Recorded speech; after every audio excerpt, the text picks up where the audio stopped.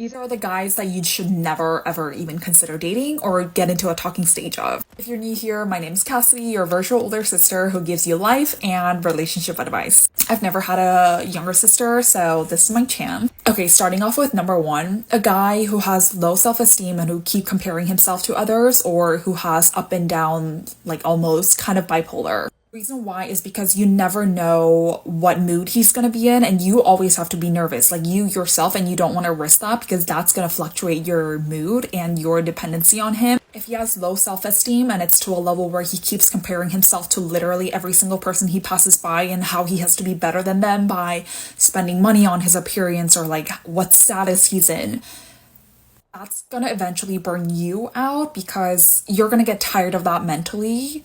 And he's just going to be doing that every single time. And he's probably going to be talking about that to you. And you just don't want that negative energy near you. Hey y'all, welcome back. Or if you're new here, welcome. My name is Lumi. And today we're going to be looking at part 2 of red flags and dating games. So for this one, yeah, I think she's pretty much spot on. I mean, I think this applies to both men and women. Like, if you're trying to date someone who has some of these issues, like they're super insecure, that stuff is it's gonna like rub off on you, for one. So you gotta be careful about that. And two, it's just gonna like bring you down, like it's and give you like anxiety. I mean, it would give me anxiety. Like if someone was constantly like trying to prove themselves to me and I guess themselves or like others, random people that you're just like walking by, going for the whole status thing.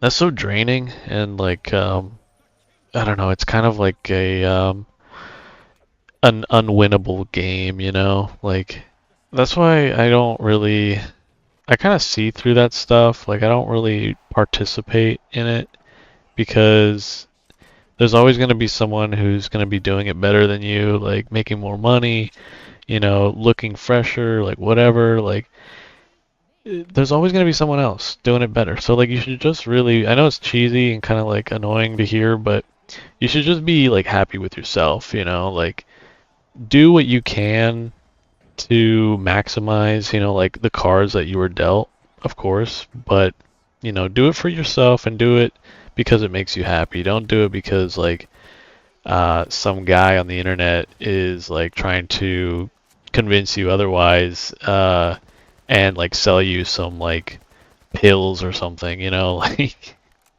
you see that quite a lot especially like in the dating like relationship sphere. Like be careful. Like I do this, I like talk about this stuff because I find it interesting and I find it funny. But a lot of people out there, especially like the quote unquote like life coaches, oftentimes they're like trying to sell you stuff, and it's just like, it's like snake oil salesmen, and you got to be careful because that one thing that sells is, you know, insecurity. Like if you can sell someone like a book that says, how to overcome XYZ, like and your audience is like insecure about that, like they're gonna go and buy that book, Um, and that's not to say that like self-improvement isn't important. There are things you can do to improve, but just don't go like off the deep end for it, You'll drive yourself crazy. And going back to what I initially said, like it's like a never-ending cycle. It's like you're on a hamster wheel almost, like trying to meet these crazy high expectations and standards that like run you down ultimately. So I don't know. You just got to be careful. If you gamify the way you date, you cannot be surprised when all you get is players. The reason the do this to get someone back or do this to win them over doesn't work is because people aren't commodities. People are humans with their own decisions, their own lives, and their own free will. That's why the clickbait of send this to get this doesn't work for everybody, because people have their own goddamn opinions. Some people might like that text, and some people might get creeped out by it. And the more we look at people like chess pieces, if I do this, then I'll elicit that specific response. That's just fucking manipulation. And the more that you gamify the way that you date, you will then attract players because you're both playing a game to get a specific response or result. Instead, just show up authentically. If you had a good time with someone, tell them, hey, I had a really great time. I'm excited to get to know you. What are your intentions with dating? What kind of relationship do you want? What are things that you used to accept that you're no longer willing to? How do you handle conflict and resolution? Ask questions of depth so that you can decide if you want to date this person and if you like them. Not just do they choose you. It's not going to get you anywhere, but it'll sure as fuck give you more to talk about in therapy. Yeah, this is one of those things where it's like the answer is obvious, but it's like easier said than done, you know? Like, I think she had some great points, but well, especially when she said like how if you gamify dating and especially when she said like when you do this and like see people as chess pieces and you're like trying to elicit a response out of someone by doing you know whatever, that's just pure manipulation. Like no matter how you try to like justify it and do like these mental gymnastics, like bottom line, that is just it's manipulation. You're trying to control someone else and how they react to you by you know bringing by giving out like these phony you know either responses or trying to look a certain way, act a certain way that's not like genuine, you know, all that stuff. It's just it's toxic and it's like it's just it's deceit, you know, it's you're basically lying to them. um so yeah, but it definitely it's easier said than done, especially when you know the stuff the manipulation, it does tend to generate results, but you know it comes at a cost. um, you know the cost of not being like true to yourself, true to the other person. You end up like wearing a mask, you know, it's not pretty. um, and at the end she got kind of like dark at the end. She was like um you know, this doesn't work, like none of this matters, kind of like it's like geez, this lady, it's like I gotta go talk to my therapist afterwards, like yeah.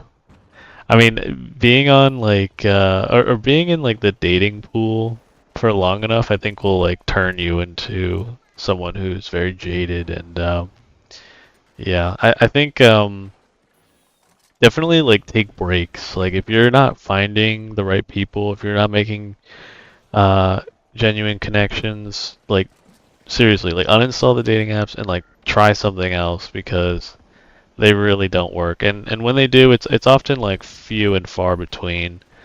Um, Plus they're extremely time consuming, very time consuming, and it's just yeah, oftentimes it's a waste of time. What's one of the most embarrassing things you've done to get a man to talk to you again? I'll go first, we'll start tame. I paid a man to see him again. Let me explain. Me and this guy, we had a situationship going on and it went left. We lost contact, it wasn't going good. But I wasn't over it. And I knew he was really good at standing on business. And so was I. And I just couldn't text him and be like, hey, I miss you, can we try again? I couldn't do that. I couldn't bring myself to do it in case I got rejected. So instead I made up a whole lie. I knew what he did for work, right? He did landscape. And so I said to him, I was like, hey, my back garden actually needs doing, like really bad. Could you like do that because it's my mom's birthday soon? We want it just redone, all of it. And it's a secret, by the way, she doesn't know. By the way, she did know. It worked because we tried again, but then it didn't work. Once again, I missed him, couldn't get over him. So I sent him another message and I said, hey, so my front garden needs doing. You mean you can just come and do it for me, please? He was like, yeah, sure.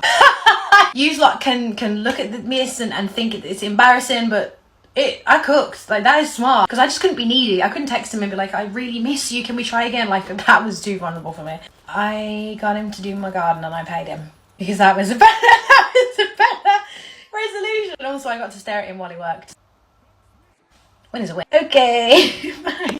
Yo, all that just to look at him. That's crazy. Like, did it even go anywhere after that? Who knows? All that work. Yeah, I mean, this is I guess this is like a type of games, right? Like it's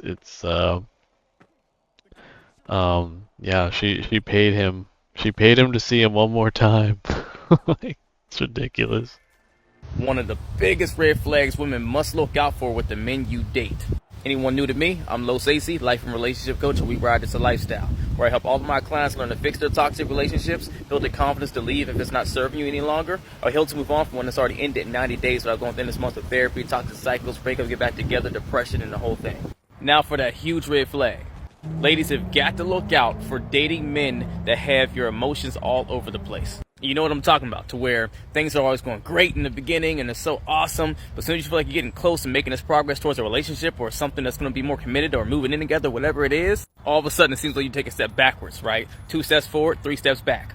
To where now, whenever he doesn't call or text you, you're tripping out. And then when he does call or text or sets plans to meet up with you, now you're over the hills with excitement. That man has just activated your attachment system. And just as a little hint, if you don't know, this is typically a sign that you're an anxious attachment style. If you don't know what that is, look it up. But from your attachment system and this like push and pull thing that's happening, you start to mistake an unhealthy pattern for romance and spark and flame and flare. Because on one end, you get upset about the fact that he's not committing to you or not trying to push things forward and leave you in this unsure space. But then you're on cloud 9 whenever he is giving you all the love that you want and, you know, pouring into you. And it feels like, oh, yes, we're making some progress. So you keep fighting to try to get to that finish line. But you'll never reach that finish line because you're most likely dating a man that has an avoidant attachment style that's built to push away while you try to pull closer. Yeah, this guy just gave up basically like manipulation 101, like the game 101 actually. Because some people will do this on purpose, you know. And I know there's like people who are, or they have like an avoidant attachment style, and they can't help it. Like that's just like who they are. And it attracts people who have an anxious attachment style, in which they, you know, they feel the need to reach out, and it triggers like these patterns, these unhealthy, toxic patterns where you feel over the moon when they text you, but you feel super depressed when they don't, and it's just like this constant back and forth, push and pull thing. Really bad. Like if you find yourself in that scenario, do yourself a favor and just like take a step back because yeah, it can spiral and it's just unhealthy. And don't let someone manipulate you like that. Like it's just I don't know. Like have more like self-respect for yourself, right? And I know it's easier said than done, but you'll thank me later. Like once you can like see through like all the games and the tactics that these people employ, usually like narcissists, right? You'll be 1,000 times better for it. Alright, y'all, that's all I got time for today. I hope you enjoyed. If you did, please give me a like down below. Dislike it if you dislike it. Let me know in the comments what you think, or if there's anything you want me to cover next. What red flags or games have you encountered recently? Let me know in the comments. And you know, consider subscribing if you enjoy this sort of thing. It helps me and the channel go a long way. So once again, thank you. Hope you all are well, and I'll see you in the next one. Later.